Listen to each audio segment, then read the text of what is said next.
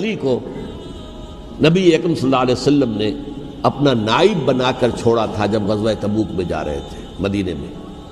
حضرت علی نے کہا بھی کہ مجھے آپ عورتوں کے ساتھ بٹھا کے جا رہے ہیں۔ فرمایا تمہارا مقام میرے ساتھ وہی ہے جو موسیٰ کے ساتھ ہارون کا تھا۔ ہارون کو چھوڑ کر گئے تھے نا یہودیوں کے پاس جب گئے تھے تورات لینے کے لیے، تو تمہارا وہی مقام ہے میرے ساتھ۔ تو یہ حضرت علی ہے رضی اللہ، ان کے بارے میں ان کی کیا عظمت میری نگاہ میں، اس ضمن میں اس میں کوئی شک نہیں ہے۔ حضرت حسین رضی اللہ تعالی عنہ کی جو شہادت ہوئی ہے، ان کے ساتھیوں کی، اعزاء و اقارب کی، تاریخ انسانی میں یہ عزم، ہمت، شجاعت، مثابرت، صبر، استقلال، استقامت، اس کی بہت روشن مثال ہے، بہت روشن مثال ہے، بہت روشن مثال ہے۔ لیکن اس سے تاریخ کی رفتار پر کوئی اثر نہیں پڑا۔ وہ جو ملوکیت آ گئی تھی وہ اور گہری سے گہری ہوتی چلی گئی۔ واقعہ کربلا کے بعد تو واقعہ ہررا ہوا، میں نے گنوا دیا آپ کو، اس سے زیادہ تو میرے خیال میں کہ اور ہمارے لیے لائق شرم جو ہے کوئی واقعہ ہے ہی نہیں اس پہلو سے۔ لیکن حضرت حسین کا ایک، اب ان کو یہ کہ میں مطلب یہ کہ اگر میں ان کے ہاتھ پر بیعت کر لیتا ہوں جو کہ اس وقت سامنے موجود تھے کہ یزید کی بیعت تمہارے ہاتھ پر کرتا ہوں، تو گویا کہ اپنے آپ کو سرنڈر کر دیتے، لیکن انہوں نے قتل کیا۔ اصل قاتلان کوفی، وہی سبائی۔ البتہ یہ ہے کہ اس واقعے کی جو یادگار ہے اس میں کوئی شک نہیں ہے کہ اس نے مسلمانوں میں سے ایک گروہ کے دل میں قربانی اور شہادت کا جذبہ بہت پیدا کیا، اس میں کوئی شک نہیں۔ اور جس طریقے سے کہ عاشورہ محرم میں یاد منائی جاتی ہے، جس طریقے سے اس نے اہل تشیع کے اندر قربانی کا جذبہ بے انتہا پیدا کر دیا کہ دیکھیے حضرت حسین رضی اللہ تعالی عنہ کی اس شہادت کے بعد، اس کے بعد واقعہ ہررا بھی ہوا جو واقعہ کربلا سے بھی بعض اعتبارات سے زیادہ بھیانک اور زیادہ گھناؤنا واقعہ بنو امیہ کی تاریخ کا، جس کو لوگ جانتے ہی نہیں۔ مدینہ کے کچھ لوگوں نے بغاوت کی اور انہوں نے اس کے خلاف فوج بھیجی، اور فوج کو جب مدینہ فتح کر دیا 3 دن کے لیے حلال کر دیا، جو چاہو کرو، یہاں جسے چاہو مارو، جسے چاہو لوٹو، جس کا گھر چاہو برباد کرو، جس عورت کو چاہو ریپ کرو۔ اور یہ مدینہ النبی کے اندر ہوا، تو کاٹ کھانے والی ملوکیت کے اندر بہت سے واقعات ہوئے۔ عبداللہ ابن زبیر کھڑے ہوئے، انہوں نے حکومت قائم کی تھی، لیکن یہ کہ وہ تو 6 سال کے لیے کامیاب بھی رہے، ایک حکومت قائم کی، بنو امیہ کے ہاتھ پر بیعت نہیں کی، بالآخر ان کی حکومت بھی ختم ہو گئی۔ پھر حضرت زید کھڑے ہوئے، انہوں نے بغاوت کی، وہ بھی ناکام رہ گئے۔ پھر بنو عباس میں کھڑے ہوئے حضرت نفس زکیہ، حضرت حسن رضی اللہ تعالیٰ عنہ کے اولاد میں سے، وہ بھی ناکام ہو گئے، شہید ہو گئے۔ پھر یہ سمجھ لیا گیا کہ اب یہ جہاں تک 6ٹھی منزل ہے وہ تو دوبارہ تعمیر نہیں ہو سکتی، یہ تو جس کی لاٹھی اس کی بھینس، جس کے پاس طاقت ہوگی اس کی حکومت ہوگی، جس کا قبیلہ زیادہ قوی ہوگا، جس قبیلے میں زیادہ عصبیت ہوگی، مضبوط ہوگا، متحد ہوگا، طاقتور ہوگا، اسی کی حکومت ہوگی۔ البتہ اس کے نیچے لوگوں کے اخلاق کی اصلاح کرو۔ صوفیاء کرام نے وہ کام اپنے ذمے لیا، اور بالکل وہی کام ہے کہ جو ائمہ اہل بیت کرتے رہے۔ حضرت حسن کی اولاد میں پھر حضرت علی بن حسین رضی اللہ تعالی، حضرت حسین کی اولاد میں پھر امام محمد باقر، امام محمد جعفر صادق، اور اس کے بعد بھی 5 اور، کسی نے بغاوت نہیں کی۔ جیسے علماء کرام کام کر رہے تھے اور جیسے صوفیاء کرام کام کر رہے تھے، ایسے ہی وہ مسلمانوں کی علمی تربیت، روحانی تربیت و تزکیہ کر رہے تھے، کسی نے حکومت کو چیلنج نہیں کیا۔ نوٹ کر لیجیے اس بات کو۔ پھر میں نے عرض کیا کہ جہاں تک خلفاء ثلاثہ کی شہادت کا اور شہادت حسین یا سانحہ کربلا رضی اللہ تعالی عنہم اجمعین کا تعلق ہے، اصل میں اس کو نہیں سمجھ سکتے لوگ جب تک کہ ریولوشن اور کاؤنٹر ریولوشن کا فلسفہ سمجھ میں نہ آئے۔ جب کسی ملک میں، کسی خطہ ارضی میں کوئی انقلابی تحریک چل رہی ہوتی ہے، ظاہر بات ہے ابتدا میں تو انقلابی لوگ چند ہوتے ہیں، کمزور ہوتے ہیں، ضعیف ہوتے ہیں، ان سے کوئی خطرہ محسوس نہیں ہوتا، لیکن کشاکش کے دوران ایک وقت آ جاتا ہے کہ پھر جو مخالف انقلاب ہیں وہ یہ سمجھ بیٹھتے ہیں، سمجھ جاتے ہیں کہ اب ہماری پیش نہیں جا رہی، اب ہمارا بس نہیں چلے گا، لہذا سر جھکا دو۔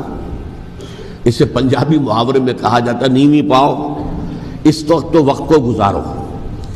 اب اس کے بعد پھر کوئی موقع ملا تو دیکھیں گے کہ اس انقلاب کو ہم انڈو کر سکیں، کاؤنٹر ریولوشنری موومنٹس۔ یہ اصل میں فلسفہ سمجھ میں نہ آئے اور ریولوشن کا فلسفہ سمجھ میں نہ آئے تو سیرت النبی سمجھ میں نہیں آ سکتی۔ منہج انقلاب نبوی میری کتاب ہے، اس کو پڑھیے تو سیرت کا وہ تجزیہ آپ کے سامنے آئے گا جو آپ کی آنکھیں کھول دے گا کہ سیرت کو ہم کیا سمجھتے رہے اور سیرت اصل میں ہے کیا۔ بہرحال یہ کاؤنٹر ریولوشنری موومنٹس تھیں کہ جب عرب میں حضور کو فیصلہ کن قوت حاصل ہو گئی تو جو بھی مخالفین تھے انہوں نے سر جھکا لیا، سرنڈر کیا، اسلام لے آئے، گویا کہ چھپ گئے اسلام کے لبادے میں۔ لیکن وہ تھے اسی طاق میں کہ پھر کبھی موقع ملے تو پھر ہم اس نظام کو دہو بالا کر دیں، تلپٹ کر دیں۔ یہ رد عمل سب سے پہلے خود عرب کے اندر پیدا ہوا، کیونکہ مشرکین عرب کو جب سورہ توبہ کی پہلی 6 آیات نازل ہوئی ہیں جن میں الٹیمیٹم دے دیا گیا کہ اب کسی مشرک قبیلے سے کوئی معاہدہ اللہ کا اور اس کے رسول کا نہیں ہوگا، تمہیں 4 مہینے کی مہلت دی جا رہی ہے، یا ایمان لے آؤ اور یا تمہیں قتل کر دیا جائے گا۔ یہ بہت سخت آیات ہے قرآن کی، سورہ توبہ کی ابتدائی 6 آیات۔ اور حضرت علی رضی اللہ تعالیٰ عنہ کا کہنا یہ ہے کہ اس آپ کو معلوم ہے کہ مصحف میں یہ واحد صورت ہے جس سے پہلے بسم اللہ الرحمن الرحیم نہیں لکھی آپ کو نظر آتی، باقی 113 صورتوں کے شروع میں بسم اللہ الرحمن الرحیم ہے۔ تو کیا وجہ ہے یہاں کیوں نہیں ہے؟ حضرت علی کا فرمانا ہے کہ یہ صورت تو تلوار ہاتھ میں لے کر اتری ہے، اور بسم اللہ الرحمن الرحیم میں اللہ تعالیٰ کے 2 اسماء ہیں، الرحمن الرحیم، تو یہ گویا کہ اس سے متضاد صورتحال ہے کہ اب تمہارے لیے آخری موقع ہے، یا ایمان لے آؤ اور یا قتل کر دیے جاؤ۔ اس میں ایک تیسری گنجائش خود بخود نکلتی تھی، یا یہ ملک چھوڑ کر چلے جاؤ، اور ایسا بہت سے لوگوں نے کیا بھی، لیکن اکثر لوگوں نے گردن چکائی۔ لیکن رد عمل ظاہر ہوا، ایک تو مرتدین کھڑے ہو گئے جنہوں نے نئی نبوتوں کو مان لیا، ایک مانعین زکوٰۃ کھڑے ہو گئے کہ ہم زکوٰۃ تمہیں نہیں دیں گے۔ یہ رد عمل تھا مشرک عرب کا، مشرکین عرب کا۔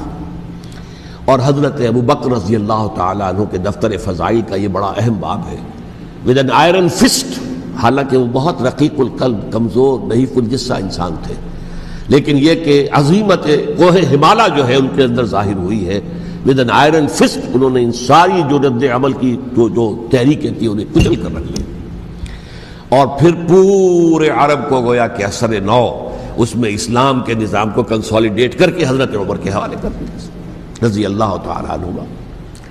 حضرت عمر کے زمانے میں جو جنگیں ہوئیں اس میں سلطنت روما جو ہے، جو اس وقت کی 2 سپر پاورز تھیں، سلطنت روما، قیصر روم، ہیرکلیس، ہرقل تھا اس وقت کا جو رومی جو قیصر روم تھا، حکمران تھا، شہنشاہ تھا، اور دوسری طرف ایرانی مملکت تھی، خسرو پرویز تھا۔ لیکن یہ کہ عیسائیت کے ساتھ اسلام کا اس طرح کا تصادم نہیں ہوا تھا حضور کے زمانے میں، بلکہ نجاشی رحمۃ اللہ علیہ نے تو مسلمانوں کو پناہ دی تھی۔ مقوقس پیٹریارک جو تھے اس کے الیگزینڈریا کے، انہوں نے حضور کے جو نامہ مبارک گیا تھا اس کا بہت اکرام کیا، تکریم کی، تحفے بھیجے حضور کی خدمت میں۔ ہرقل نے بھی کوشش کی تھی کسی طریقے سے، جیسے کوئی 250 برس پہلے یا 300 برس پہلے، 300 برس پہلے جیسے کانسٹنٹائن جو ایمپرر تھا روم کا، اس نے عیسائیت قبول کی تھی اور ساری سلطنت عیسائی ہو گئی تھی، لہذا اس کی سلطنت باقی رہی، اس کی حکومت باقی رہی۔ اسی طرح ہم سب مسلمان ہو جائیں، لیکن اس میں وہ ناکام ہو گیا۔ لیکن یہ کہ کوئی اس نے کنفرنٹیشن نہیں کی حضور سے۔ البتہ ایران کا معاملہ یہ تھا کہ اس کے پرخچے اڑ گئے، اس نے حضور کے نامہ مبارک کو چاک کیا تھا، حضور نے فرمایا جب اطلاع ملی کہ اس نے اپنی سلطنت کو چاک کر دیا ہے، اس کے ٹکڑے کر دیے۔ بہرحال وہاں رد عمل شدید تھا، اور ایرانی جان لیجئے کہ ان کے اندر بہت سٹرانگ نیشنلزم ہے، آج بھی ہے سٹرانگ نیشنلزم، لہذا ان کے ہاں رد عمل شدید تھا۔ ان کی تو سلطنت ختم ہو گئی، نسیہ منسیہ ہو گئی، وجود ہی نہیں رہا۔ لہذا وہاں سے جو کاؤنٹر ریولوشن شروع ہوا ہے وہ پھر ہرمزان جو ایک بہت بڑا جرنیل تھا، اس نے بڑی عیاری کے ساتھ اپنی جان بچائی تھی۔ یہ بڑا دلچسپ واقعہ ہے کہ وہ یعنی کنڈمڈ تھا اسلامی حکومت کی طرف سے، خلافت کی طرف سے، کہ وہ جہاں بھی پایا جائے اس کو قتل کرنا ہے۔ حضرت عمر کی عدالت میں لا کے پیش کیا گیا۔ حضرت عمر نے کہا یہ واجب القتل ہے، قتل کر دو اس کو۔ اس نے کہا اچھا مجھے ذرا پانی پلا دیجیے۔ حضرت عمر نے فرمایا ٹھیک ہے بھائی پانی لاؤ، پانی دے دو۔ پانی کا کٹورا کہ مجھے پہلے ضمانت دیجیے کہ جب تک میں یہ پانی نہ پی لوں مجھے قتل نہیں کیا جائے گا۔ ہاں ہاں ہمارا وعدہ ہے۔ اس نے وہ کٹورا پھینک دیا پانی کا، کرو مجھے قتل کیسے کرو گے، میں نے وہ پانی تو نہیں پیا۔ اس سے اپنے آپ کو بچایا اس نے۔ بہرحال آپ اختلاف کر سکتے ہیں کہ حضرت عمر کو اس عذر کو قبول نہیں کرنا چاہیے تھا، لیکن بہرحال ان کی اپنی مروت اور شرافت تھی کہ اپنے وعدے کا پاس کیا۔ اس کی سازش سے ابو لولو فیروز اس نے حضرت عمر کو شہید کیا۔ یہ گویا کہ دوسری کاؤنٹر ریولوشنری موومنٹ تھی۔ انہوں نے یہ سمجھا تھا کہ یہ ساری چکی جو چل رہی ہے، جیسے چکی کی ایک کلی ہوتی ہے، وہ کلی جگہ سے ہٹ جائے تو چکی کیسے چلے گی؟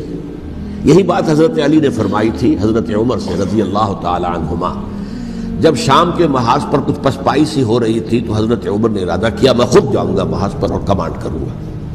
حضرت علی رضی اللہ تعالیٰ عنہ نے فرمایا کہ نہیں امیر المومنین آپ مت جائیں، چکی اسی وقت تک چلتی ہے جب تک کہ کلی گڑی ہوئی۔ آپ کلی ہیں اس وقت اس نظام کی جس کے گرد یہ اسلام کی چکی گھوم رہی، آپ مت جائیں۔ لہذا حضرت عمر نے ان کی بات مانی، اس قدر صائب مشورہ تھا جو دیا تھا۔ بہرحال انہوں نے یہ سمجھا تھا کہ عمر ہی کے بل پر چل رہا ہے یہ سب کچھ، لہذا عمر کو بیچ سے ہٹا دینے سب بیٹھ جائے گا۔ لیکن ظاہر بات ہے کہ محمد الرسول اللہ کی بنائی ہوئی عمارت صلی اللہ علیہ وسلم اتنی کمزور نہیں تھی۔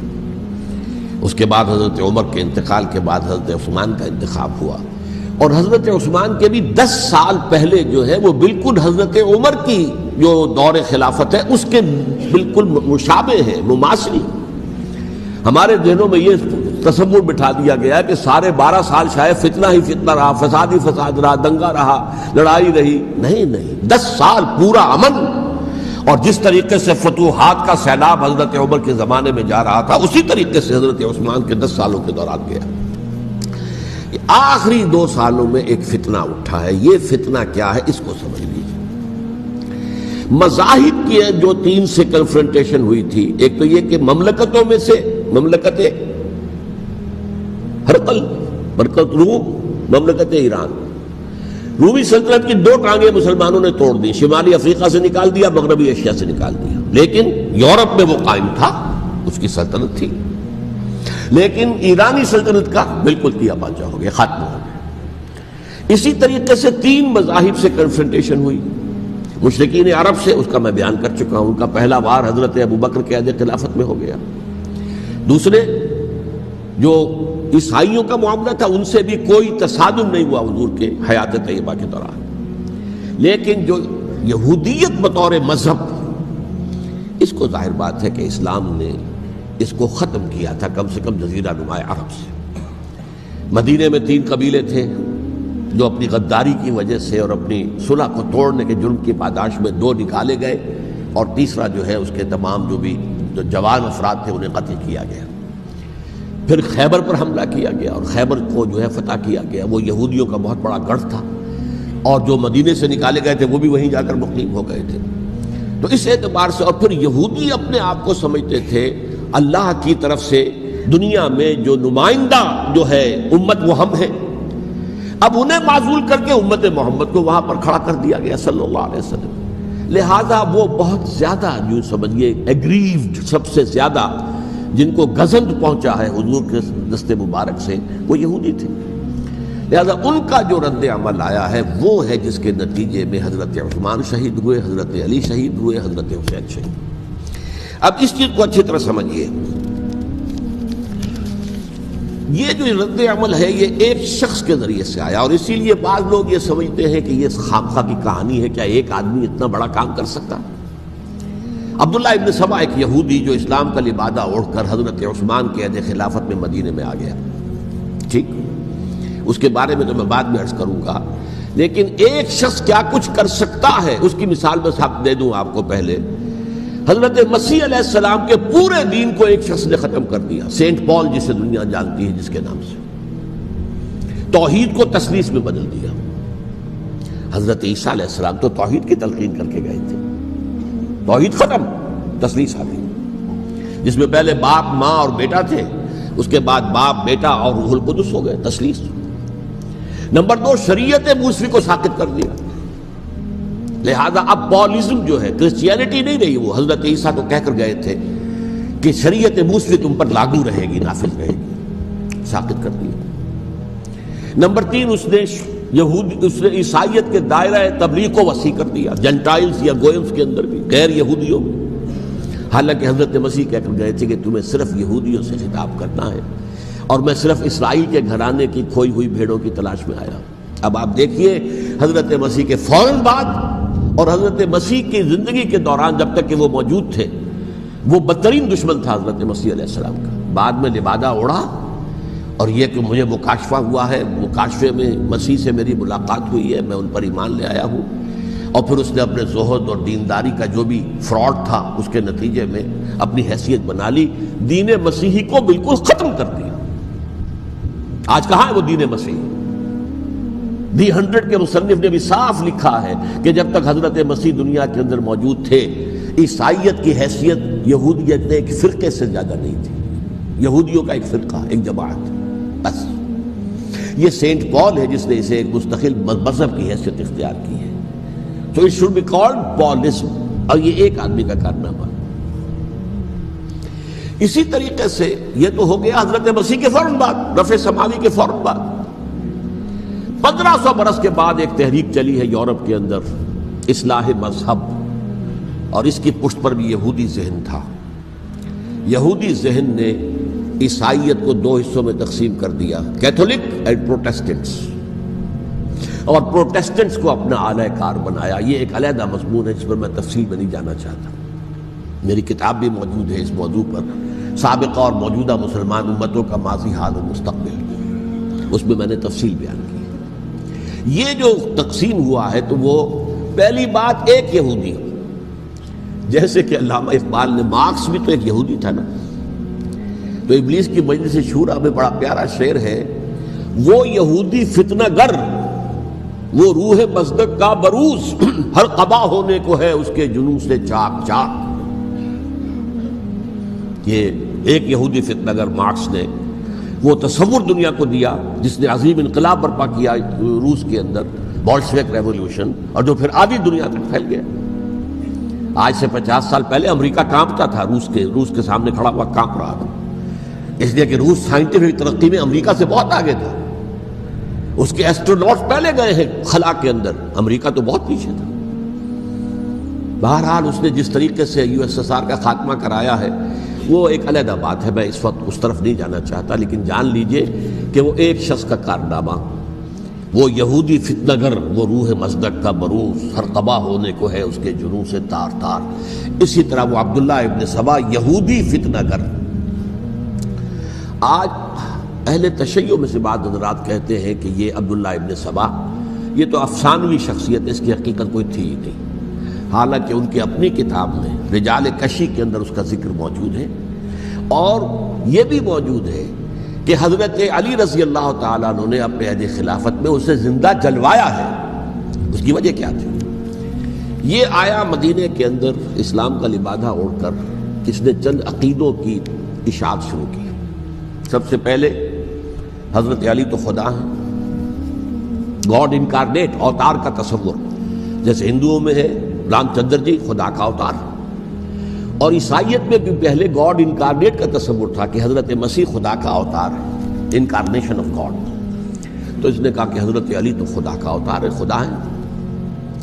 نمبر 2، اس نے کہا کہ ہر نبی کا ایک وصی ہوتا ہے جس کے حق میں وہ وصیت کرتا ہے، تو حضور صلی اللہ علیہ وسلم کے وصی حضرت علی ہیں، لہذا خلیفہ تو اول روز سے حضرت علی ہیں، حضرت ابو بکر، حضرت عمر، حضرت عثمان، یہ تو غاصب ہے، اور حضرت عثمان کی خلافت تھی اس وقت تو خاص طور پر۔ پھر اس نے جو قبائلی عصبیت تھی اسے بھڑکایا۔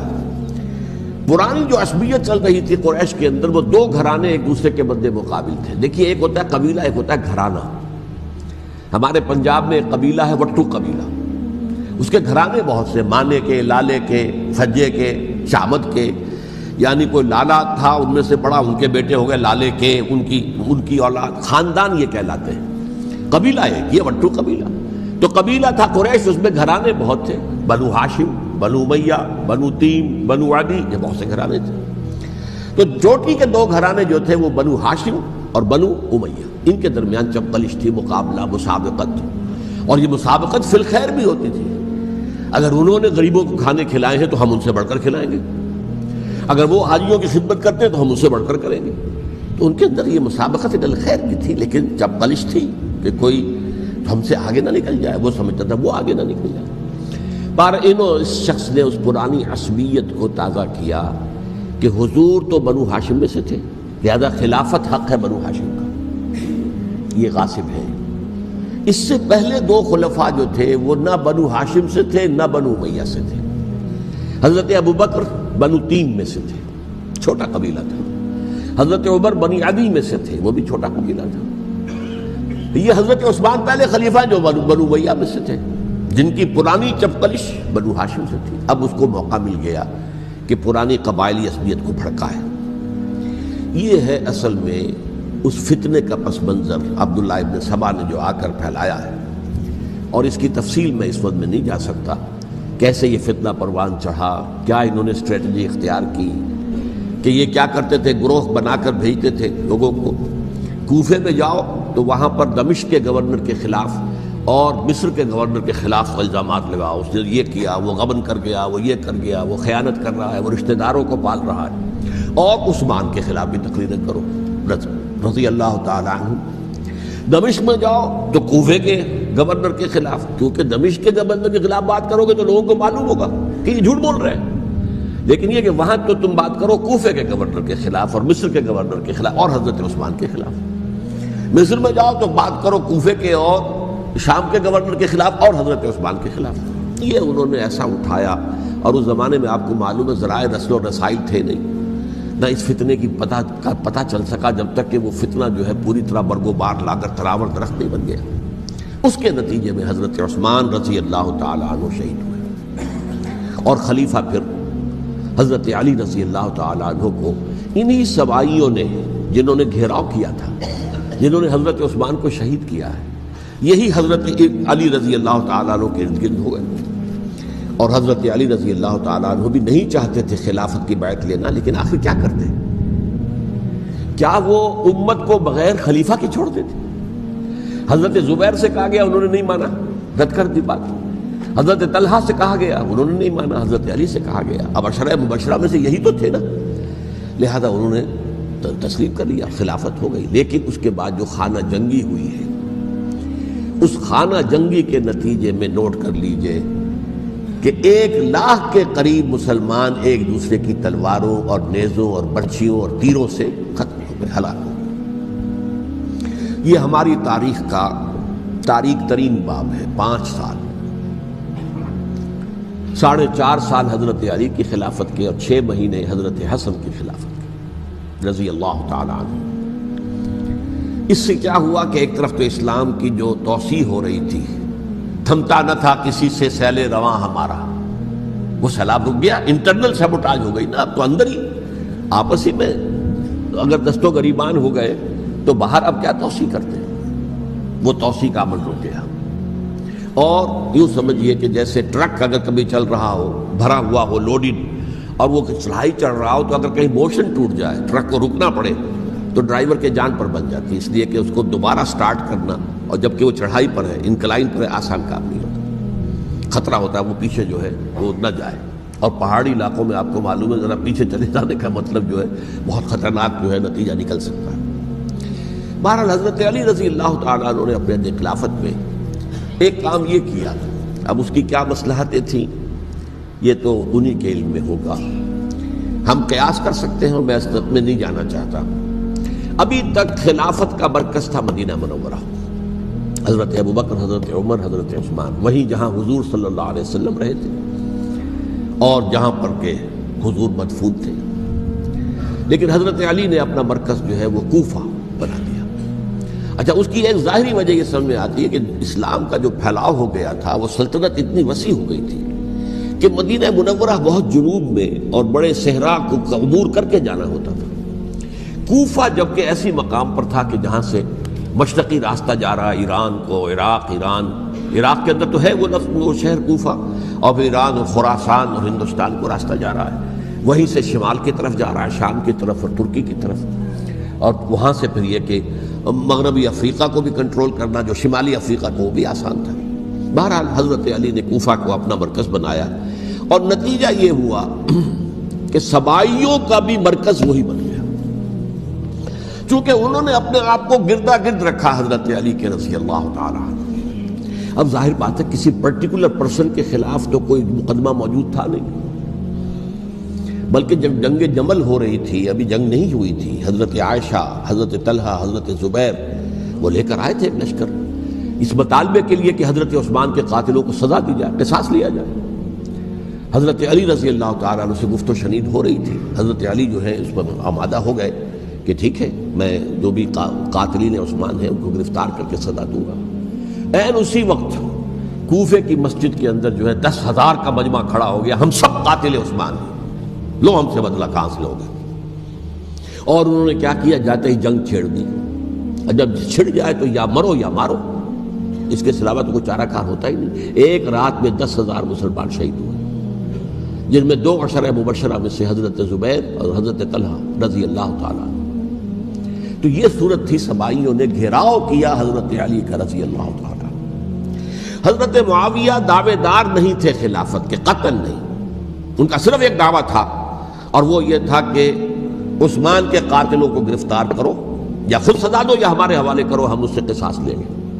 اس لیے کہ قبیلہ بنو امیہ کا تھا، اور حضرت امیر معاویہ بنو امیہ میں سے، تو ایک خاندانی طور پر جو ہے ہم قصاص لیں گے ان سے جنہوں نے قتل کیا ہے حضرت عثمان کی۔ لیکن یہاں ظاہر بات ہے کہ حضرت علی رضی اللہ تعالیٰ عنہ کی طرف سے مطالبہ یہ ہوتا تھا، تم پہلے میری بیعت کرو، میرے ہاتھ مضبوط کرو تاکہ میں ان کے خلاف کوئی اقدام کر سکوں۔ لیکن انہیں یہ اندازہ تھا کہ اگر میں نے بیعت کی تو ظاہر بات ہے کہ حضرت علی تک پہنچنے سے پہلے پہلے مجھے گردن اڑا دیں گے یہ لوگ، اس لیے کہ سبائی جو ہے وہ آپ کو گھیرے ہوئے۔ بہرحال ایک عجیب الجھاؤ، ایک ڈائلیما تھا جس کی وجہ سے یہ جنگ چلتی رہی، اور حضرت علی رضی اللہ تعالیٰ عنہ کو انہی کے شیعان علی ہی کے اندر سے وہ جماعت علیحدہ ہوئی تھی جس کو ہم خوارج کے نام سے جانتے ہیں، اور ایک خارجی ملجم ابن ملجم ہی نے حضرت علی کو شہید کیا رضی اللہ تعالیٰ عنہ۔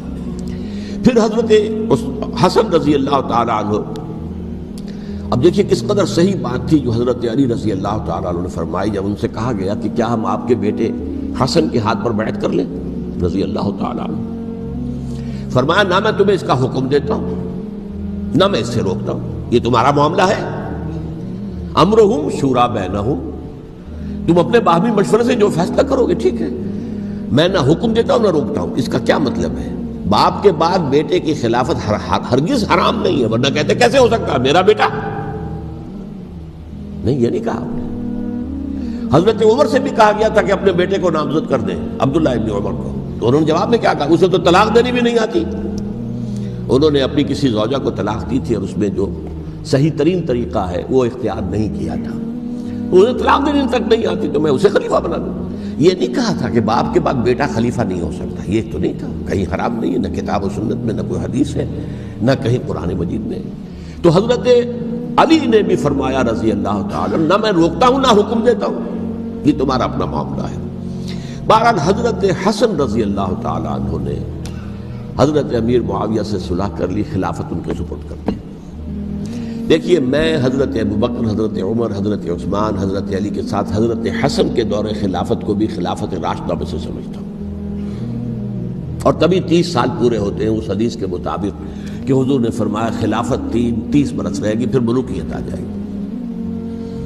تو حضرت حسن کا بہت بڑا کارنامہ یہ ہے کہ اس خانہ جنگی کا دروازہ بند کر دیا، اور یہ پیشن گوئی تھی حضور کی صلی اللہ علیہ وسلم حضرت حسن کو، جب بچے تھے حضور کے انتقال سے پہلے، میرا یہ بیٹا مسلمانوں کے 2 گروہوں میں صلح کرائے گا، یہ حضور کی پیشن گوئی تھی، اور وہ پیشن گوئی حضرت حسن کے علم میں بھی ہوگی یقیناً۔ بہرحال انہوں نے صلح کی حضرت امیر معاویہ کے ساتھ رضی اللہ تعالیٰ عنہ، خلافت ان کے حوالے کر دی، اور کچھ شرائط تھی طے ہو گئی، اللہ خیر صلی اللہ۔ حضور کی تو یہ پیشن گوئی جو ہے صحیح ثابت ہوئی کہ میرا یہ بیٹا مسلمانوں کے 2 بڑے گروہوں کے درمیان صلح کرا دے گا، اور سبائیوں نے انہیں تانے دیے، یا عار المومنین، اے مومنوں کے لیے موجب عار، موجب شرم تم نے بزدلی دکھائی ہے، تم نے امیر معاویہ کو خلیفہ تسلیم کر لیا، تم نے بزدلی دکھائی، معاذ اللہ ثم معاذ اللہ ثم معاذ اللہ۔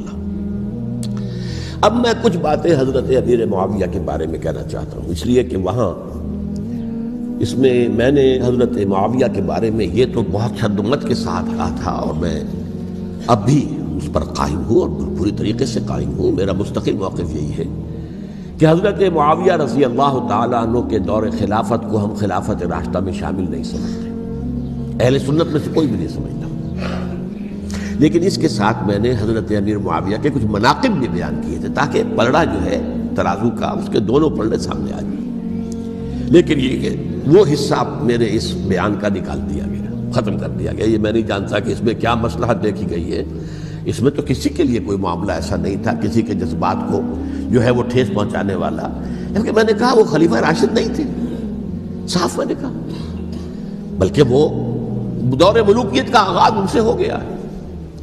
بلکہ جب ایک صاحب نے یہ کہا کہ کربلا کے بعد سے دور ملوکیت آ رہی تھی، تو میں نے کہا نہیں جناب، دور ملوکیت تو 20 سال پہلے پوری ہو چکی تھی، شروع ہو چکی تھی۔ حضرت امیر معاویہ کے بھی 20 سال جو ہے وہ دور ملوکیت میں شمار ہیں۔ انہیں کسری العرب بھی کہا گیا، عرب کے کسریٰ، جو شہنشاہ ایران کا خطاب تھا، حضرت معاویہ رضی اللہ تعالیٰ عنہ کو کسری العرب کہا گیا، عرب کا کسریٰ یہ۔ لیکن دوسری طرف یہ ہے کہ وہ صحابی رسول ہیں رضی اللہ تعالیٰ، حضور کے برادر نسبتی بھی ہیں، حضور کے سالے ہیں، ان کی ہمشیرہ ام حبیبہ حضور کی زوجہ محترمہ ہیں، ام المومنین ہیں، ام حبیبہ رضی اللہ تعالیٰ عنہ۔ پھر کس قدر معتمد علیہ تھے حضور کے کہ کاتبان وحی میں شامل تھے، وحی کی کتابت کرنے والے چند لوگ تھے جنہیں کہ حضور کہتے تھے کہ اب یہ آیت لکھ لو، ان میں سے ایک امیر معاویہ بھی رضی اللہ تعالیٰ۔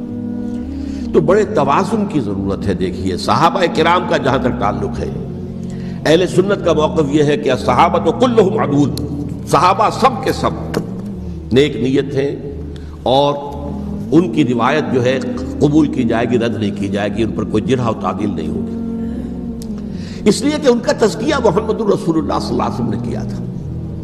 لہٰذا یہ تو ہو سکتا ہے کہ کسی صحابی سے کوئی خطا ہو جائے، لیکن وہ خطا اجتہادی ہوگی، نیت کی خطا نہیں ہوگی، نیت کی غلطی نہیں ہوگی۔ اگر کسی صحابی کی نیت پر حملہ کیا جائے تو یہ اصل میں طعن ہے، حملہ ہے حضور پر کہ وہ تربیت دے ہی نہیں سکے اپنے ساتھیوں کو، معاذ اللہ ثم معاذ اللہ ثم معاذ اللہ، وہ تزکیہ کر ہی نہیں سکے۔ 3 جگہ جو قرآن میں آیا ہے یتلو علیہم آیاتہ ویزکیہم، تو کیا تزکیہ کیا؟ اگر ان کے قریب ترین ساتھی جو تھے، اگر ان کے اندر بھی بدنیتی تھی اور دنیا کی طلب تھی اور دنیا کے اندر اقتدار حاصل کرنے کا جذبہ تھا، تو پھر کیا تزکیہ کیا؟ معاذ اللہ ثم معاذ اللہ۔ لہذا صحابہ سب کے سب عدول ہیں، اور ان سے اختلاف ممکن ہے، لیکن ان کی نیت پر حملہ نہیں ہو سکتا۔ تو حضرت امیر معاویہ کی شخصیت ایک چیز ہے، آپ کا دور خلافت دوسری چیز ہے۔ شخصیت کے اعتبار سے صحابی رسول ہیں، برادر نسبتی ہیں حضور کے صلی اللہ علیہ وسلم، اور پھر یہ کہ اس قدر معتمد علیہ ہے صحابہ میں سے کہ وہ کاتبان وحی، یہ عام آدمی کے کرنے کا کام نہیں تھا جو وحی کی کتابت کرے، اللہ کے کلام کی۔ البتہ یہ ہے کہ جیسا کہ میں نے عرض کیا، ان کا دور خلافت راشدہ نہیں ہے، وہ ملوکیت کا دور ہے۔ یہ میں نے جیسا کہ عرض کیا، میں نے ایک صاحب نے جب یہ کہا کہ ملوکیت شروع ہو رہی تھی، میں نے کہا شروع نہیں ہو رہی تھی، ملوکیت تو 20 سال پہلے شروع ہو چکی تھی۔ اسی طریقے سے ایک صاحب نے کہا تھا کہ اسلام کو قائم کرنے کے لیے حضرت حسین میدان میں آئے، میں نے کہا یہ بھی غلط ہے، اسلام تو 60 سال پہلے قائم ہو چکا تھا، نبی اکرم صلی اللہ علیہ وسلم کے دستے مبارک سے اسلام قائم ہو گیا، جاء الحق وزهق الباطل ان الباطل کان زہوقا، پھر 30 برس تک وہ کامل شکل کے اندر قائم رہا۔ تو اسلام جو ہے وہ در حقیقت اب قائم کرنے والی بات نہیں تھی، البتہ اس کے اندر زوال شروع ہو گیا تھا، اس زوال کے عمل کو روکنے کے لیے حضرت حسین میدان میں آئے۔ تو یہ ایک چیز کو صحیح تاریخی پرسپیکٹو میں رکھنا، تو جس طرح سے دین کو قائم کرنے کے لیے دیکھیے قائم تو کیا محمد رسول اللہ صلی اللہ علیہ وسلم والذین معہ رضی اللہ تعالی عنہ، انہوں نے کیا تھا۔ ہاں اب جو ہے وہ اپنی اس شاندار حیثیت سے نیچے گرنے لگا تھا، وہ میں بعد میں عرض کروں گا کہ میں نے اس سے کیا عرض کیا تھا کہ یہ اس زوال کو روکنے کے لیے کسی طریقے سے یہ اپنی اصل حقیقت پہ قائم رہے، یہ حضرت حسین رضی اللہ تعالیٰ عنہ کی سعی تھی۔ اچھا، حضرت امیر معاویہ کے جو 20 سال ہیں وہ پورے امن، سکون، اطمینان، کوئی جھگڑا، کوئی فساد، کوئی اختلاف، کوئی باہمی فانت نہیں، کچھ 20 سال۔ یہ بھی تاریخ کی بڑی چشم کشا حقیقت ہے جو عام طور پر لوگوں کے علم میں نہیں ہے۔ سبائی بھی دبکے رہے، حضرت امیر معاویہ کی حکومت اتنی مضبوط تھی، کنٹرول، کہ ان کو کچھ سر اٹھانے کا موقع نہیں ملا۔ موجود تھے، دبکے رہے، جیسا کہ میں نے کہا ریولوشن کے آخری مرحلے پر آ کر جو مخالفین ہیں وہ دب جاتے ہیں کہ پھر دیکھیں گے موقع ملے گا تو پھر لیں گے ان سے حساب کتاب۔ 20 سال رہے ہیں پورے امن کے۔ 10 سال کے بعد یعنی درمیان میں ہے حضرت امیر معاویہ کا عہد خلافت۔ ایک صحابی جو کہ بزرگ صحابہ میں سے ہیں، مغیرہ ابن شعبہ رضی اللہ تعالی عنہ، وہ آتے ہیں اور وہ کہتے ہیں کہ دیکھیے امیر المومنین، کتنی بڑی خانہ جنگی رہی تھی مسلمانوں کی آپس میں، اور اب بھی اگر آپ کسی کو نامزد کیے بغیر چھوڑ گئے امت کو تو پھر خانہ جنگی ہو جائے۔ 1 لاکھ اس وقت جو ہے وہ ہلاک ہوئے تھے، نہ معلوم اب کتنے ہلاک۔ لہٰذا آپ اپنی زندگی ہی میں نامزد کر دیجئے کسی کو خلیفہ، ولی عہد بنا دیجئے۔ حضرت امیر معاویہ نے ابتداءً جو ہے انکار کیا نہیں، لیکن ان کے دلائل ایسے تھے وزنی، اور میں سمجھتا ہوں کہ وہ بات صحیح تھی جو مغیرہ ابن شعبہ نے کہی، اس لیے کہ اب صحابہ کرام میں سے جو کبار صحابہ تھے وہ تو سب دنیا سے رخصت ہو چکے تھے۔ اب تو یا صغار صحابہ رہ گئے تھے جو حضور کے زمانے میں بچے تھے، حضرت حسن، حضرت حسین، عبداللہ ابن زبیر، یہ بچے ہی تھے نا، یا تو وہ تھے، اور یا بالکل نو مسلم تھے، اور نو مسلموں میں بڑی تعداد وہ تھی جو ایرانیوں کی تھی، شامیوں کی تھی، ادھر کی تھی، ادھر کی تھی، تو ان کو تو ظاہر بات ہے کہ تربیت نبوی سے کیا خلافت راشدہ سے بھی اکثر و بیشتر کو کوئی حصہ ملا ہی نہیں تھا۔ تو اس صورت میں اب وہ اعلیٰ ترین معیار پر حکومت کے نظام کو قائم کرنا ممکن نہیں ہے۔ کوئی قبائلی عصبیت جب تک حکومت کی پشت پر نہیں ہوگی، حکومت مستحکم نہیں ہوگی۔ یہ گویا کہ ایک جس کو کہتے ہیں کہ حقیقت بینی، واقعیت پسندی، ایک آئیڈیلزم ہے اور ایک ریئلزم ہے کہ آپ فیکٹس آن دی گراؤنڈ کو غور کریں، سوچیں اس کے اوپر اور پھر کوئی فیصلہ کریں۔ اس اعتبار سے پھر حضرت امیر معاویہ نے بات مان لی اور بیعت لے لی لوگوں سے حضرت یزید کے لیے کہ یہ خلیفہ ہو گے میرے بعد، اس کو ولی عہدی کہتے ہیں۔ اچھا، اس وقت 5 افراد ایسے تھے کہ جنہوں نے اس سے اختلاف کیا۔ یہ بات بہت اہم ہے۔ میرا کتابچہ ہے سانحہ کربلا، اس کے کچھ نسخے آج یہاں ہوں گے، آپ لوگ پڑھیے اسے غور سے اور پھیلائیے تاکہ حقیقت سامنے آئے۔ 5 افراد کون تھے جو ہونے چاہیے؟ ابو بکر فوت ہو گئے، ان کے بیٹے عبد الرحمن ابن ابی بکر۔ عمر فوت ہو گئے، ان کے بیٹے عبداللہ ابن عمر۔ عباس فوت ہو گئے، ان کے بیٹے عبداللہ ابن عباس۔ زبیر فوت ہو گئے، ان کے بیٹے عبداللہ ابن زبیر۔ اور حضرت حسن جو ہے ان کا انتقال ہو چکا تھا، حضرت علی کے بیٹے حضرت حسین رضی اللہ تعالی عنہ اجمعین۔ حضرت حسن کے بارے میں ایک فریق کا کہنا یہ ہے کہ انہیں زہر دے کر ہلاک کیا گیا، اہل تشیع کا قول یہ ہے، جبکہ اہل سنت کہتے ہیں کہ نہیں، وہ اپنی جو بھی طبی موت تھی اس سے ان کی وفات۔ لیکن میں اس میں نہیں جانا چاہتا، اس لیے کہ یہ مائکرو ہسٹری جو ہے نا، وہ تو ایک ایک واقعے کے لیے ادھر کی روایات کیا ہیں، ادھر کی کیا ہیں، ان کے پاس کیا دلائل، یہ تو کسی ریسرچ اسکالر کا موضوع ہے، میرا موضوع نہیں ہے۔ لیکن بہرحال یہ 5 حضرات تھے جنہوں نے ولی عہدی کی بیعت نہیں کی، لیکن حضرت معاویہ اتنے حلیم الطبع انسان تھے، انہوں نے جبر نہیں کیا، کوئی تشدد نہیں کیا۔ ٹھیک ہے، ولی عہدی کی بیعت نہیں کر رہے، کوئی بات نہیں، میری بیعت تو کی ہوئی ہے نا، ابھی تو میں زندہ ہوں، بات ختم ہو گئی، میری بیعت کو تو نہیں توڑا انہوں نے، فسخ بیعت نہیں کی۔ اس اعتبار سے انہوں نے نہ کوئی تشدد کیا، نہ جبر کیا، نہ کوئی مواخذہ کیا۔ لیکن جب امیر معاویہ کا انتقال ہو گیا، اب ولی عہدی کی بجائے وہ اب خلافت کی بیعت کی، سب لوگوں نے بیعت کر لی۔ ان 5 میں سے ایک فوت ہو چکے تھے، حضرت عبد الرحمن ابن ابی بکر فوت ہو چکے رضی اللہ تعالی۔ 4 تھے، ان 4 میں ایک اختلاف ہوا۔ 2 کی رائے یہ تھی، عبداللہ ابن عمر، عبداللہ ابن عباس، کہ اگرچہ یہ کام غلط ہوا ہے اسلام کی روح کے منافی ہوا ہے، یہ بادشاہت کی بنیاد پڑ رہی ہے، لیکن یہ بات ایسی نہیں ہے کہ اس کی بنا پر ہم خانہ جنگی شروع کروا دیں، امت کے اندر خون خرابہ کروائیں، فساد کروائیں۔ لہذا انہوں نے بیعت کر لی۔ اب کوئی اگر یہ کہے معاذ اللہ کہ وہ بک گئے تھے یزید کے ہاتھ میں، معاذ اللہ ثم معاذ اللہ، وہی بات آپ اختلاف کر سکتے ہیں کہ انہیں نہیں کرنی چاہیے تھی، یہ کوئی رائے رکھے، مجھے اختلاف نہیں، لیکن ان کی نیت پر حملہ کریں گے تو حملہ محمد رسول اللہ پر ہوگا صلی اللہ علیہ وسلم۔ عبداللہ ابن عمر کون ہے؟ کتنی حدیثیں ان سے جو ہے وہ منقول ہیں۔ عبداللہ ابن عباس کون ہے؟ جنہیں حضور نے جو ہے جن کے لیے دعا کی تھی، اے اللہ فقہہ فی الدین وعلمہ التاویل، اے اللہ اس نوجوان کو دین کا فہم عطا کر اور قرآن کی تعویل اور تفسیر کا علم عطا کر، حبر الامہ کہلاتے ہیں۔ وہ کہیں پیسوں اور ٹکوں کے عوض بک جانے والے نہیں تھے، انہوں نے امت کی مصلحت دیکھی، نیت جو ہے اس پر حملہ نہ کیجیے، البتہ اختلاف کا حق آپ کو حاصل ہے۔ دو حضرات جو ہے ڈٹے رہے کہ نہیں، ہمیں کم وٹ میں ریزسٹ کرنا ہے۔ عبداللہ ابن زبیر عمر کے اعتبار سے وہ بڑے ہیں، مسلمانوں میں سب سے پہلے ولادت مدینے میں جا کر جو ہوئی ہے وہ عبداللہ ابن زبیر کی ہوئی ہے۔ ہجرت کر کے جب مہاجرین وہاں پہنچے، کچھ عرصے تک کسی کے ہاں کوئی اولاد نہیں ہوئی، تو لوگوں نے تانے دینے شروع کر دیے کہ معلوم ہوتا ہے کہ یہاں آ کر یہ مکے کے رہنے والے جو ہیں کمزور ہو گئے ہیں، ان کی ہاں اولاد ہی نہیں ہو رہی۔ پھر عبداللہ ابن زبیر کی ولادت ہوئی ہے، یہ حضرت ابو بکر کے نواسے ہیں، حضور کی زوجہ محترمہ حضرت عائشہ کی بہن، حضرت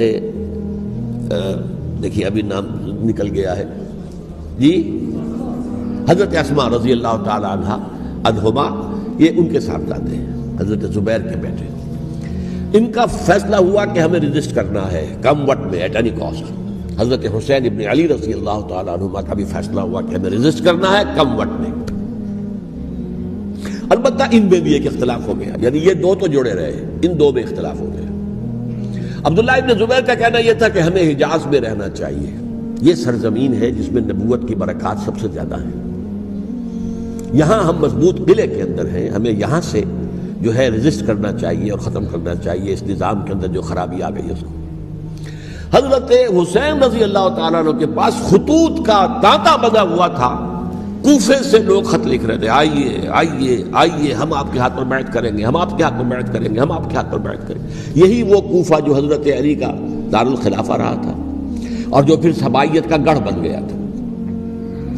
چنانچہ حضرت حسین نے حضرت مسلم بن عقیل کو بھیجا وہاں پر کہ میرے نمائندے کی حیثیت سے جا کر وہاں پر بیعت لو۔ 10-12 ہزار افراد نے بیعت کر لی، لیکن اس کے بعد یزید کی طرف سے گورنر بنا کے بھیجا گیا ابن زیاد کو۔ ابن زیاد نے آ کر جو تشدد کیا اور سختی کی تو سب کے سب بیعت توڑ کر اور سب منحرف ہو گئے۔ مخلصین تو وہ تھے نہیں، الکوفی لایوفی، کوفی جو ہے وہ تو کوئی وعدہ وفا کرنے والا ہوتا ہی نہیں، بیعت توڑ دی۔ فمن نقص فانما ينقص على نفسه، بیعت کے بعد بیعت توڑ دینا بہت بڑا گناہ ہے، توڑ دی۔ ادھر اطلاع مل گئی حضرت حسین کو، چل چکے تھے، وہ راستے میں تھے کہ وہاں تو مسلم بن عقیل شہید ہو گئے اور سب لوگوں نے بیعت توڑ دی۔ اب واپس جانا چاہتے تھے، لیکن مسلم بن عقیل کے بیٹے جو ہے اڑ گئے۔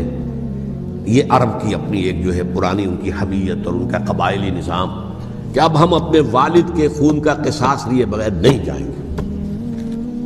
حضرت حسین رضی اللہ تعالیٰ عنہ کی مروت اور شرافت، یہ میرا ساتھ دینے کے لیے آئے تھے، اب میں ان کا ساتھ نہ دوں تو یہ تو شرافت اور مروت کے خلاف ہے۔ کہا اچھا چلو چلتے۔ وہاں جا کر بھی عین اپنے میدان کے اندر بھی حضرت حسین رضی اللہ تعالیٰ عنہ نے 3 چیزیں پیش کی ان کوفیوں کے لشکر کے خلاف۔ سب سے بڑا لشکر کے اندر سب سے بڑے تو کوفی تھے جنہوں نے بیعتیں کی ہوئی تھی حضرت حسین کے ساتھ۔ دیکھو مجھے جانے دو واپس حجاز کی طرف،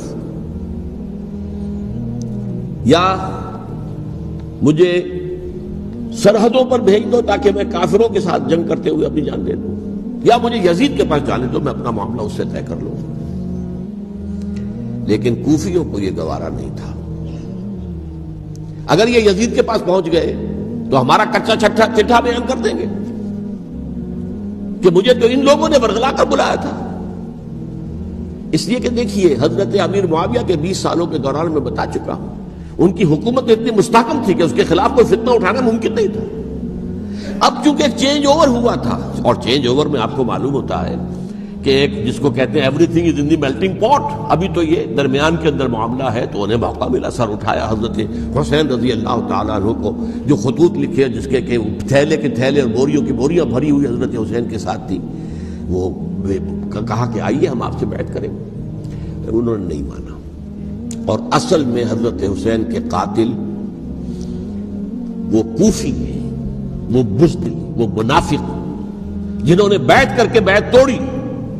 اور اب وہ آ گئے کہ اگر یہ حسین رضی اللہ تعالیٰ عنہ بچ کر کہیں یزید کے پاس پہنچ گئے تو پھر ہمارا کچا چٹھا جو ہے وہ سامنے آ جائے گا اور ہماری پھر شامت آ جائے گی. لہذا انہوں نے قتل کیا حضرت حسین کو رضی اللہ تعالیٰ. ایک بات جو علامہ ڈاکٹر قلب صادق نے فرمائی، اور میرے علم میں یہ بات پہلے نہیں تھی، وہ یہ کہ حضرت حسین کے قتل کا فتویٰ ایک بہت بڑے مفتی نے دیا تھا. یہ بات بھی ذرا سمجھ لیجیے. حضرت حسین رضی اللہ تعالیٰ عنہ کے قتل کا فتویٰ ایک بہت بڑے مفتی نے دیا تھا. کیوں دیا تھا؟ اس لیے کہ حضور کی احادیث موجود ہیں کہ جب ایک شخص کی ایک خلیفہ کی بیعت ہو جائے تو دوسرا اگر کھڑا ہو تو اسے قتل کر دو. کھلی حدیث. اسی لیے ایک بہت بڑے مفسر بھی ہیں، فقیہ بھی ہیں، قاضی ابن العربی رحمۃ اللہ علیہ. ایک ابن عربی ہیں الف لام کے بغیر، ابن عربی، وہ بہت بڑے صوفی ہیں، فلسفی ہیں، اندلس کے ہیں. یہ قاضی ابن العربی ہیں جنہوں نے قرآن کی ایک تفسیر لکھی ہے اس اعتبار سے کہ صرف ان آیات کی تفسیر جن سے کہ فقہی احکام جو ہیں ان کا استنباط ہوتا ہے. یہ دو تفسیریں اس طور سے لکھی گئی ہیں قرآن مجید کی. احکام القرآن ان کا نام ہے دونوں کا، جن میں سے ایک جو ہے قاضی ابن العربی کی ہے. ان کا ایک جملہ نقل ہوتا ہے، قتل الحسین بسیف جدہ، حسین قتل ہو گئے اپنے ہی نانا کی تلوار سے. وہ تلوار کیا تھی؟ جب کسی کی بیعت ہو چکی ہو پھر کوئی کھڑا ہو مدعی خلافت، قتل کر دو. میرے نزدیک حضرت حسین مدعی خلافت نہیں تھے. یہ بات اس وقت سامنے لوگوں کے نہیں آئی، بلکہ حکومت نے یہ باور کرا دیا کہ یہ تو باغی ہے، یہ مدعی ہے خلافت کے. انہوں نے تو دعویٰ نہیں کیا خلافت کا، وہ تو صرف اس عمل کو روکنے کے لیے میدان میں آئے تھے. اور اس بات کو اچھی طرح سمجھ لیجئے کہ اس وقت تک یہ جو تصور آج ہمارے پاس ہے کہ ریاست علیحدہ ہے، حکومت علیحدہ ہے. State of Pakistan, we are loyal to the state of Pakistan. ہم ریاست پاکستان کے وفادار ہیں، گورنمنٹ آف پاکستان کے وفادار نہیں ہیں. We are not loyal to the government. Government تو کبھی بے نظیر کی تھی، ہم اس کے خلاف تحریک چلا رہے تھے، یا کبھی کسی اور کی تھی اس کے خلاف تحریک چل رہی ہے، یا کبھی ضیاء الحق کی تھی اس کے خلاف تحریک چل رہی ہے. گورنمنٹ کو بدلنا تو عوام کا حق ہے. آج اس وقت نہیں تھا، اس وقت ریاست اور حکومت کا کوئی فرق نہیں تھا. لہذا جو حکومت سے اختلاف کرے گویا کہ باغی ہے. یہ ہے اصل میں وہ پیچیدہ مسئلہ کہ کیوں کسی مفتی نے فتویٰ دے دیا. اس لیے کہ اس وقت تک ریاست اور حکومت کا فرق واضح نہیں تھا دنیا پر. یہ تو ابھی کوئی 100-150 سال کی بات ہے کہ آج ہمارا جو پولیٹیکل سائنس کا ایولیوشن ہوا ہے وہ اسٹیج تک پہنچ گیا ہے کہ اسٹیٹ علیحدہ ہے، حکومت علیحدہ ہے. حکومت تو اسٹیٹ کے 3 آرگنز میں سے ایک آرگن ہے. ایڈمنسٹریشن حکومت کی ہے، جوڈیشری ہے اور لیجسلیچر ہے. 3 آرگنز ہیں بڑے بڑے، ان میں سے ایک ہے. تو حکومت کو بدلنا تو عوام کا حق ہے، چاہے وہ ووٹ کے ذریعے بدلیں چاہے ایجیٹیشن. اگر پرامن ایجیٹیشن ہے اس سے حکومت کو بدلنے کا حق حاصل ہے دستوری طور پر ہر اعتبار سے. اس وقت یہ نہیں تھا. لہذا صورتحال یہ بن گئی کہ حکومت وقت نے باور کرا دیا مسلمانوں کو. ورنہ سوچئے نواسہ رسول کو قتل کرنا کوئی آسان کام تھا. آخر سب کلمہ گو تھے کہ نہیں تھے؟ کلمہ گو تو تھے نا، اور حضور سے عقیدت اور محبت میں کمی. لیکن یہ کہ فتویٰ اگر ایک بہت بڑے مفتی کا، جو کہ حضرت علامہ ڈاکٹر قلب صادق صاحب نے فرمایا، مجھے اس مفتی کا نام بھی معلوم نہیں، کہ ایک مفتی ہی کا فتویٰ تھا وہ، جس کے بنا پر اب ان لوگوں نے حضرت حسین کو قتل کیا. اور یہی وجہ ہے کہ انہوں نے پھر خیموں کو بھی آگ لگا دی. وائی؟ حالانکہ دیکھیے اگر دشمنی کا انتقام ہوتا تو حضرت علی بن حسین جو بیمار تھے، جو بعد میں زین العابدین رحمت اللہ علیہ کے نام سے پھر یہ اہل تشیع کے 4تھے امام معصوم ہیں، حضرت علی، حضرت حسن، حضرت حسین، اور پھر حضرت علی بن حسین زین العابدین رحمت اللہ علیہ، کیا ان کو بھی قتل کرتے تھے؟ حضرت حسین کی نسل ہی ختم ہو جاتی، لیکن نہیں کیا۔ آگ کیوں لگائی؟ آگ اس لیے لگائی کہ وہ جو ڈاکومنٹری پروف ہے ہماری غداری کا یزید کے خلاف حضرت حسین کو جو ہم نے دعوت دی، وہ جو ڈاکومنٹری پروف خطوط کی شکل میں موجود ہے وہ ختم ہو جائے، ڈسٹرائے ہو جائے۔ اس کے لیے انہوں نے خیموں میں آگ لگائی۔ بہرحال یہ ہے تاریخی پس منظر، یہ اسی سبائی فتنے کا تسلسل ہے جس نے سب سے پہلے حضرت عثمان کی جان لی رضی اللہ تعالیٰ عنہ۔ 5 سال تک مسلمانوں میں خانہ جنگی رکھی، حضرت علی کو پھر شہید کیا، اور اس کے بعد جو ہے 20 سال حضرت امیر معاویہ کے تو سر نہیں اٹھا سکے، لیکن پھر جب ایک چینج اوور ہو رہا تھا تو اس وقت انہوں نے موقع غنیمت سمجھا کہ اب کھڑے ہو جاؤ اور اب دوبارہ ایک فتنہ جو ہے اس کو امت کے اندر پیدا کر دو۔ اچھا، اس معاملے میں ایک بات جو میں نے وہاں کہی کہ ہمارے ہاں شاعرانہ جو مبالغہ آمیزی ہے، یہ میری گفتگو کا حصہ انہوں نے حذف کر دیا ہے، اور میں نے ایک سنی شاعر بہت بڑے عالم جن کے حوالے سے آج بھی میری تقریر ہوگی خالق جناح ہال میں، مولانا محمد علی جوہر کے ایک شعر کے حوالے سے کہا کہ قتل حسین اصل میں مرگ یزید ہے، اسلام زندہ ہوتا ہے ہر کربلا کے بعد۔ میں نے کہا بالکل محمل شعر ہے، اسلام مرا ہی نہیں تھا، زندہ ہونے کا کیا سوال؟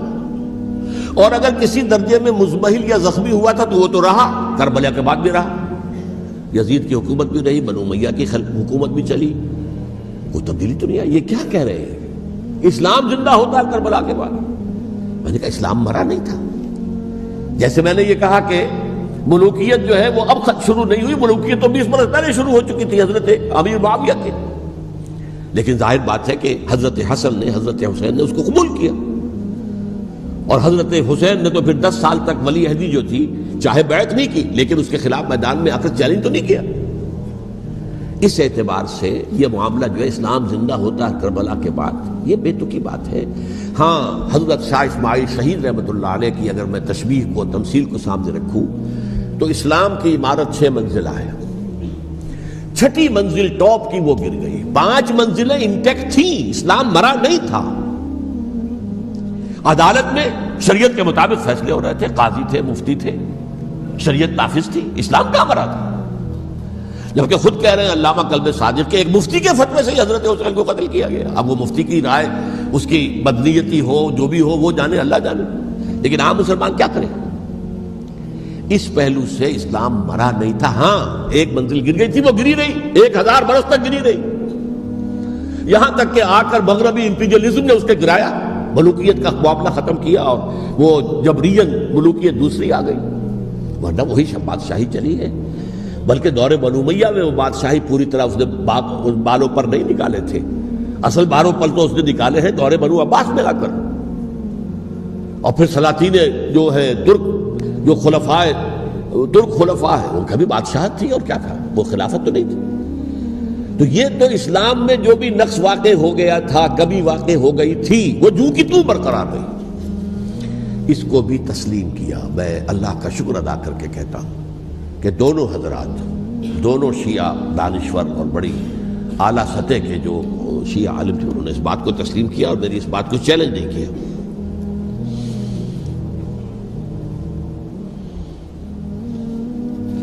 اصل میں تیسری بات میں نے یہ کہی کہ دیکھیے حضرت حسین رضی اللہ تعالی عنہ کی اس شہادت کے بعد، اس کے بعد واقعہ حرہ بھی ہوا، جو واقع کربلا سے بھی بعض اعتبارات سے زیادہ بھیانک اور زیادہ گھناؤنا واقعہ بنو امیہ کی تاریخ ہے، جس کو لوگ جانتے ہی نہیں۔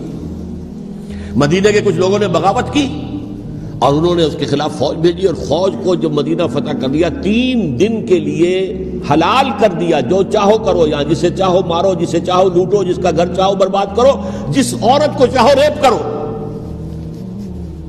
اور یہ مدینہ النبی کے اندر ہوا۔ تو کاٹ کھانے والی ملوکیت کے اندر بہت سے واقعات ہوئے۔ عبداللہ ابن زبیر کھڑے ہوئے، انہوں نے حکومت قائم کی تھی، لیکن یہ کہ وہ تو 6 سال کے لیے کامیاب بھی رہے، ایک حکومت قائم کی، بنو امیہ کے ہاتھ پر بیعت نہیں کی، بالآخر ان کی حکومت بھی ختم ہو گئی۔ پھر حضرت زید کھڑے ہوئے، انہوں نے بغاوت کی، وہ بھی ناکام رہ گئے۔ پھر بنو عباس میں کھڑے ہوئے حضرت نفس زکیہ حضرت حسن رضی اللہ تعالیٰ عنہ کی اولاد میں سے، وہ بھی ناکام ہو گئے، شہید ہو گئے۔ پھر یہ سمجھ لیا گیا کہ اب یہ جہاں تک چھٹی منزل ہے وہ تو دوبارہ تعمیر نہیں ہو سکتی، یہ تو جس کی لاٹھی اس کی بھینس، جس کے پاس طاقت ہوگی اس کی حکومت ہوگی، جس کا قبیلہ زیادہ قوی ہوگا، جس قبیلے میں زیادہ عصبیت ہوگی، مضبوط ہوگا، متحد ہوگا، طاقتور ہوگا، اسی کی حکومت ہوگی۔ البتہ اس کے نیچے لوگوں کے اخلاق کی اصلاح کرو۔ صوفیاء کرام نے وہ کام اپنے ذمے لیا، اور بالکل وہی کام ہے کہ جو ائمہ اہل بیت کرتے رہے۔ حضرت حسن کی اولاد میں پھر حضرت علی بن حسین رضی اللہ تعالی، حضرت حسین کی اولاد میں پھر امام محمد باقر، امام محمد جعفر صادق، اور اس کے بعد بھی 5 اور، کسی نے بغاوت نہیں کی۔ جیسے علماء کرام کام کر رہے تھے اور جیسے صوفیاء کرام کام کر رہے تھے، ایسے ہی وہ مسلمانوں کی علمی تربیت، روحانی تربیت و تزکیہ کر رہے تھے، کسی نے حکومت کو چیلنج نہیں کیا۔ نوٹ کر لیجیے اس بات کو۔ حضرت علی نے بھی چیلنج نہیں کیا تھا، حضرت حسن نے چیلنج نہیں کیا، خود صلح کر لی۔ تو ائمہ اہل بیت جو 12 یہ گنتے ہیں، جن میں سے آخری جو ہے حضرت مہدی کو تو ابھی ظاہر ہونا ہے، ان کے عقیدے کے مطابق وہ روح پوش ہیں، وہ ظاہر ہوں گے۔ لیکن 11 حضرات کے بارے میں یہ کہ حضرت حسین کے سوا کسی نے بھی چیلنج نہیں کیا وقت کے نظام میں، اور حضرت حسین نے بھی اس مغالطے پر کیا کہ کوفی ساتھ دیں گے، اور یہ موقع ہے کہ یہ جو چھٹی منزل اسلام کی گر گئی ہے اسے دوبارہ تعمیر کر دیا جائے۔ انہوں نے خلافت کا دعویٰ نہیں کیا تھا، یہ انہیں عوام کو مغالطے میں مبتلا کیا گیا کہ یہ خلافت کا مدعی ہو کر سامنے آیا۔ جیسا کہ میں نے آپ سے کہا تھا، امیر معاویہ نے حضرت علی کے عہد خلافت میں کبھی خلافت کا دعویٰ نہیں کیا، مدعی خلافت نہیں تھے وہ تو یہ کہتے تھے کہ قاتلان حسین جو ہے، قاتلان عثمان کو سزا دو، قصاص دو، بس۔ اسی طرح حضرت حسین نے بھی، اب دیکھیے اس ضمن میں اس میں کوئی شک نہیں ہے، حضرت حسین رضی اللہ تعالی عنہ کی جو شہادت ہوئی ہے اور ان کے ساتھیوں کی، اعزاء و اقارب کی، تاریخ انسانی میں یہ عزم، ہمت، شجاعت، مثابرت، صبر، استقلال، استقامت، اس کی بہت روشن مثال ہے، بہت روشن مثال ہے، بہت روشن مثال ہے۔ لیکن اس سے تاریخ کی رفتار پر کوئی اثر نہیں پڑا۔ وہ جو ملوکیت آ گئی تھی وہ اور گہری سے گہری ہوتی چلی گئی۔ واقعہ کربلا کے بعد تو واقعہ ہررا ہوا، میں نے گنوا دیا، اس سے زیادہ تو میرے خیال میں کہ اور ہمارے لیے لائق شرم جو ہے کوئی واقعہ ہے ہی نہیں اس پہلو سے۔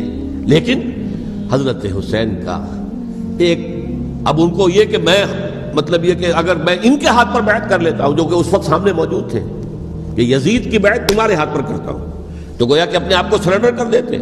وہی خطرہ جو امیر معاویہ کو تھا کہ مجھے وہ تو پہنچنے بھی نہیں دیں گے علی تک رضی اللہ تعالیٰ عنہ، اور مجھے پہلے ہی شہید کر دیں گے۔ یہی خطرہ حسین کو تھا رضی اللہ تعالیٰ عنہ کہ مجھے یزید تک پہنچنے نہیں دیں گے، پہلے ہی قتل کر دیں گے۔ اور ویسے بھی یہ ایک شرافت، مروت اور حمیت اور غیرت اور عزت نفس کا تقاضا بھی تھا کہ بھائی معاملہ ہے یزید کا، میرا مجھے وہاں جانے دو، اللہ اللہ خرسنا، یو کین اسکورٹ می، میرے دائیں بائیں چلو تاکہ میں کہیں اور بھاگ نہ جاؤں تمہارے خیال میں، مجھے وہاں پہنچا دو، میں وہاں پہ جا کے اس سے معاملہ کر لوں۔ لیکن انہوں نے قتل کیا، اصل قاتلان کوفی، وہی سبائی۔ البتہ یہ ہے کہ اس واقعے کی جو یادگار ہے اس میں کوئی شک نہیں ہے کہ اس نے مسلمانوں میں سے ایک گروہ کے دل میں قربانی اور شہادت کا جذبہ بہت پیدا کیا، اس میں کوئی شک نہیں۔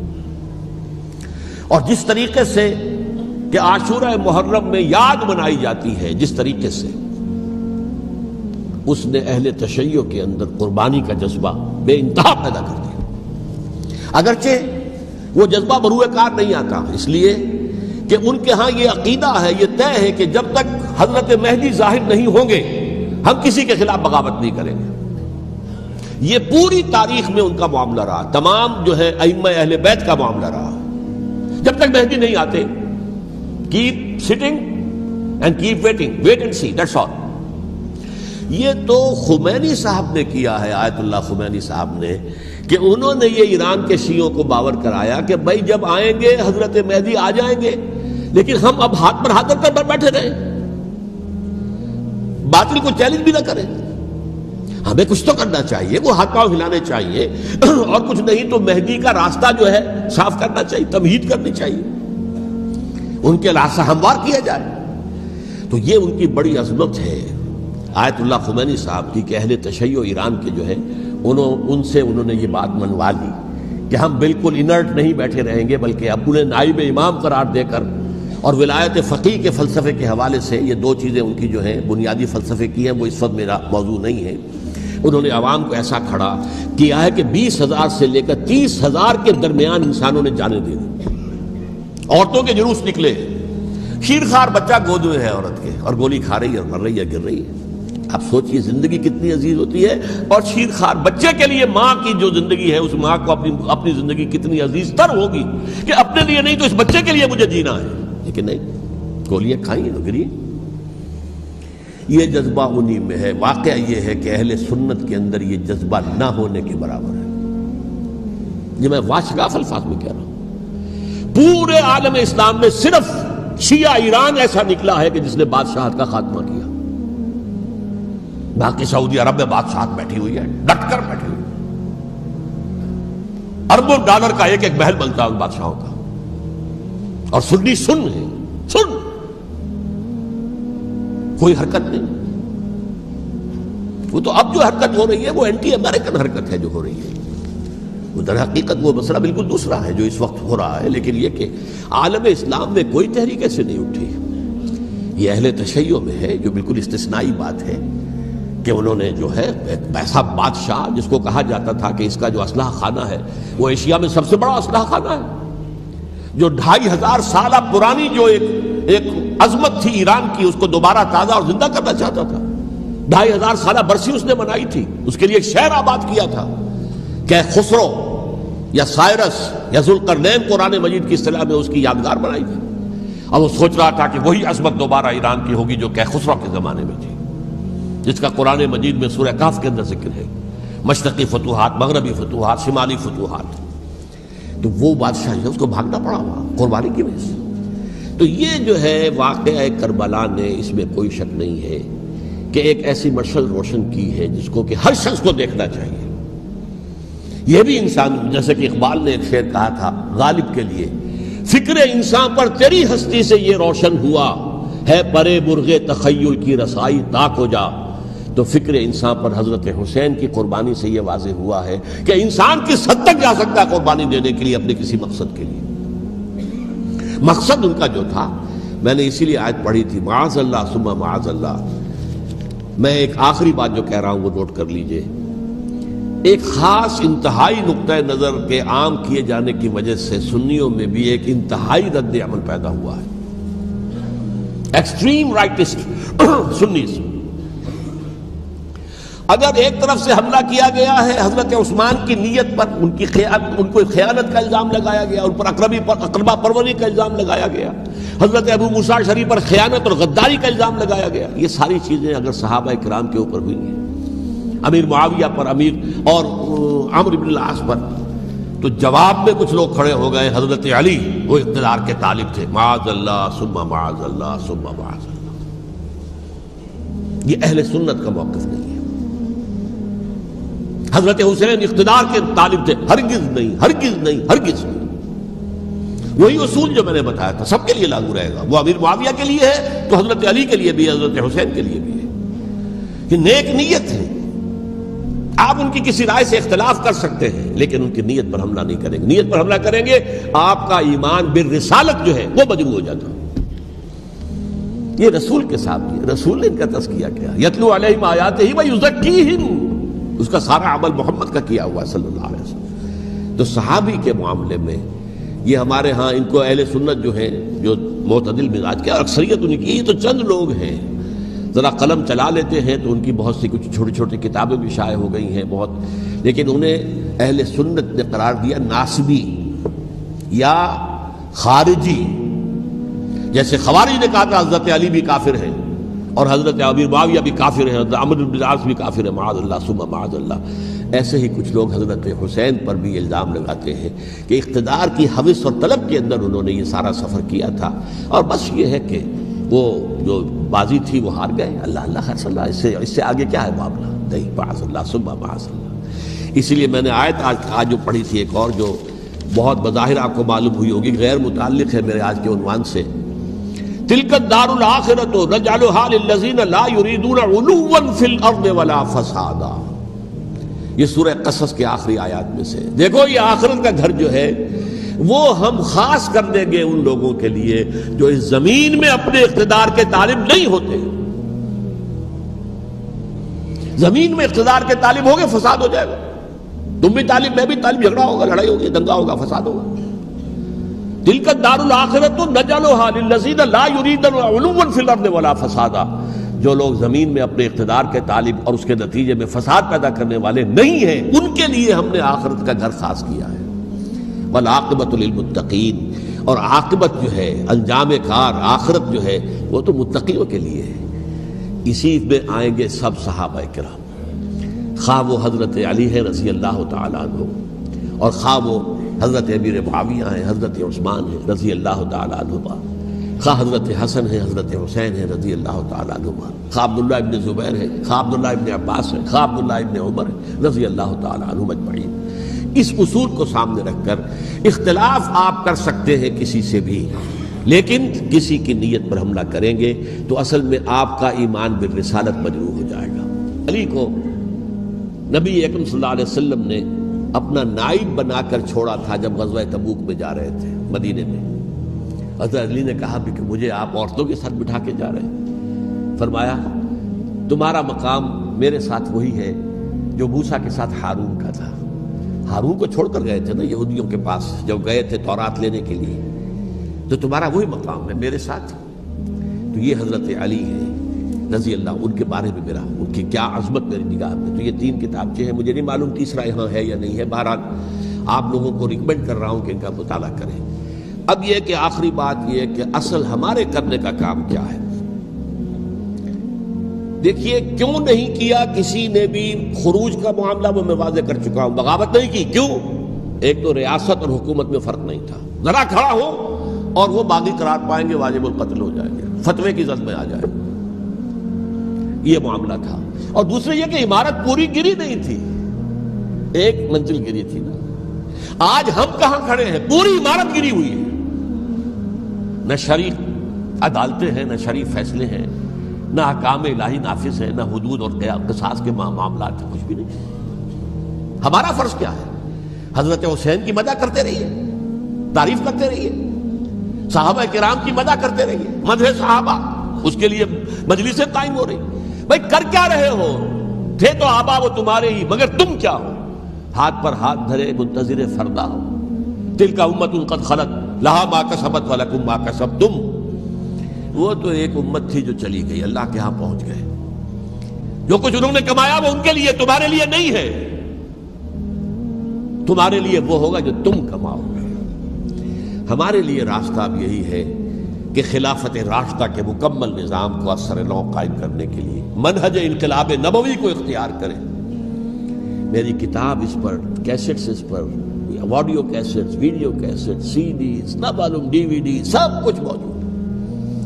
سیرت النبی پر تو میں عرض کر چکا ہوں. فلسفہ سیرت النبی سمجھنا ہے تو میری کتاب پڑھیے، ورنہ سیرت النبی آپ پڑھ لیں گے، واقعات معلوم ہو جائیں گے، فلسفہ سیرت سامنے نہیں آئے. اس کا آپ مطالعہ کریں گے میری کتاب سے. اور دوسرے یہ کہ یہ خلافت قائم کرنے کے لیے جو جد و جہد ہم کر رہے ہیں، تحریک خلافت پاکستان جس کا میں داعی ہوں ادنا سا، وہ تنظیم نہیں ہے، میں اس کا امیر نہیں، وہ ایک تحریک ہے.